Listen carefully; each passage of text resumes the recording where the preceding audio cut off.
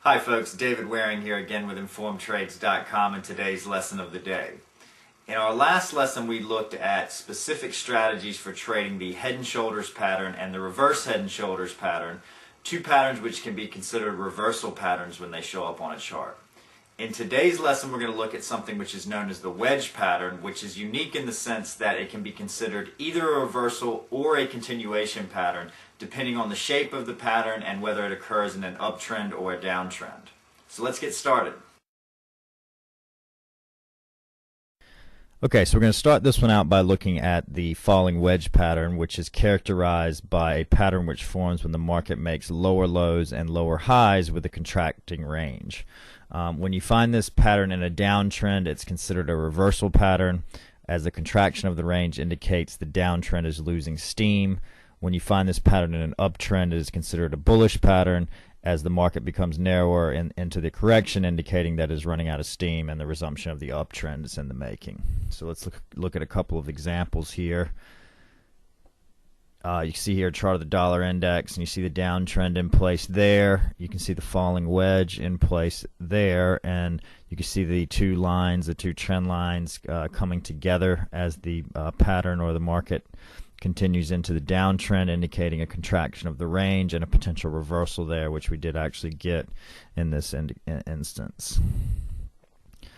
On the opposite side of that, you see the uptrend on the left-hand side of the chart here.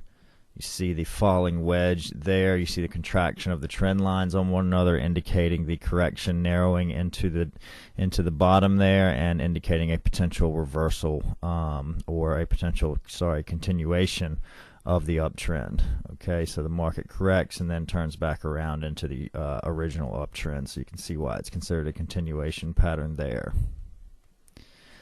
The rising wedge pattern, on the other hand, is characterized by a pattern which forms when the market makes higher highs and higher lows with a contracting range. When you find this pattern in an uptrend, it's considered a reversal pattern, as the contraction of the range indicates that the uptrend is losing steam. When you find this pattern in a downtrend, it's considered a bullish pattern, as the market becomes narrower into the correction, indicating that the correction's running out of steam and the resumption of the downtrend's in the making.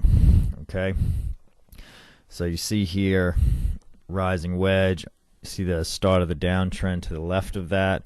See the break below and the continuation of the downtrend on that. You see the contraction of the two lines together, two lines coming together there, contraction of the market trend indicating it's losing steam, or that the correction is losing steam, and a resumption of the downtrend.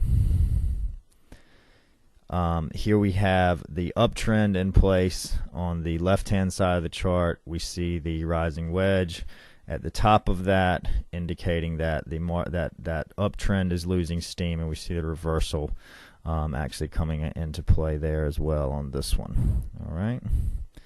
So that's our lesson for today. You should now have a good understanding of the falling and rising wedge pattern in situations which they're considered a reversal pattern and continuation pattern.